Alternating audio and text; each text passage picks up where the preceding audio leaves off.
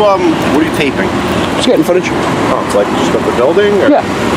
Any specific reason? Just getting content for a story. What kind of story?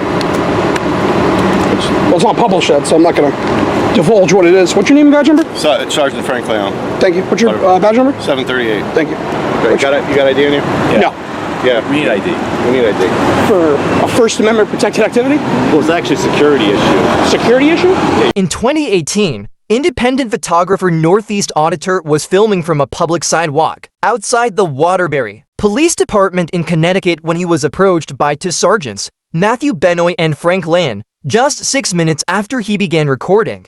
Although he broke no laws, he was questioned and detained, sparking controversy over police overreach and violations of the right to film in public. The incident quickly went viral, drawing attention from civil rights advocates.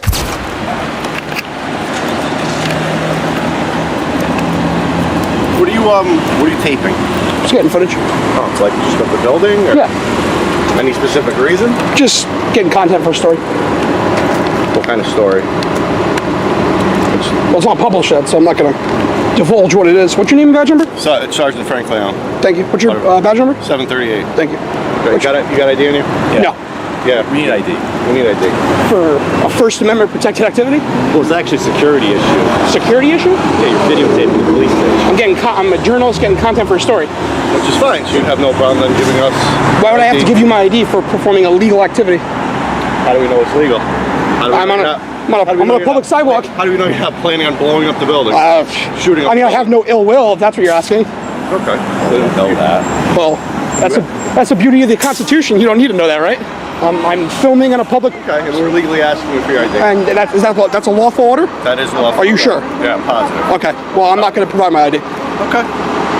There's no reason I haven't performed any illegal act. I'm on a public sidewalk, as you can see. Yes, filming the police department. Yeah. It's supposed to be secure.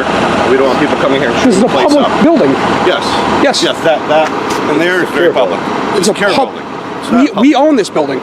It's not a public building. This is not a public building? You can't go in and walk around. You can In the go lobby? front desk. In the lobby? Yeah, in the lobby. Yeah. You're allowed in the This is a lobby. public building. I'm filming from the outside on a public space. You're not allowed to videotape the police station. You most certainly can. No, you're not. Can't actually. I'm 1,000% sure you can film anywhere outside. Okay. Are you sure about that? Yeah, actually. Okay. I am. You're sure about that as well? Yep. Okay. At this moment, it is important to emphasize that these two sergeants are not only de facto leaders within the Waterbury Police Department, but they have also taken a solemn oath to uphold and defend the United States Constitution. According to the city ordinance, every officer who joins the force must begin their service by pledging right from the very first words to support the U.S. Constitution. This oath is not merely a formality. It is a sacred promise, a moral foundation that guides their every action, decision, and responsibility in maintaining order and justice for the community. As is the case with most agencies across the United States, the core issue here lies in the assumption that officers actually understand the Constitution at the time they take their oath. However, this particular case reveals a troubling truth. One does not need to grasp even the most basic principles of constitutional law in order to advance through the ranks. While it's true that many government buildings have designated areas for public access, what's concerning here is that these officers seem to believe the building does not belong to the public at all. In reality, filming a government building from a public sidewalk is entirely legal. Beyond that, the building can be viewed from above via aerial imagery or freely accessed through Google Maps. It is also 100% lawful for nearby residents and businesses to install cameras recording the outside of the building around the clock. In this situation, since the Northeast Auditor engaged in no illegal activity whatsoever, he was fully within his rights to refuse the officer's demand to identify himself. This wasn't just a legal move, it was a clear assertion of the individual freedoms protected by the Constitution. Well, I'm not going to provide my ID. I haven't performed any illegal activity. Can you articulate a crime I've committed, or? Reasonable suspicion. Of what crime? I don't know if you're about to blow up the building, if you're setting plans. Well, can you articulate a crime I've committed? You're videotaping secure areas of the police. That's not a crime. So I'm gonna need you to let me know what crime I've committed. Reasonable suspicion. You do not have to commit a crime. Okay, am I being detained right now, or am I free to go? Yes, you're okay, under what suspicion of what crime? Reasonable suspicion. I don't know. Are you why sure you're about out this? here. I'm positive. Okay. So this is gonna go I would ask for a supervisor to come out at this point because. Okay. Yes, that's well, why we well, Provide identification or not.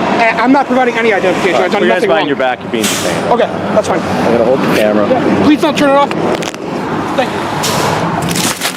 I don't have my license on me, so. After finishing the recording, the police officers took Northeast Auditor inside the station, where he was arrested and charged with obstruction, a minor offense.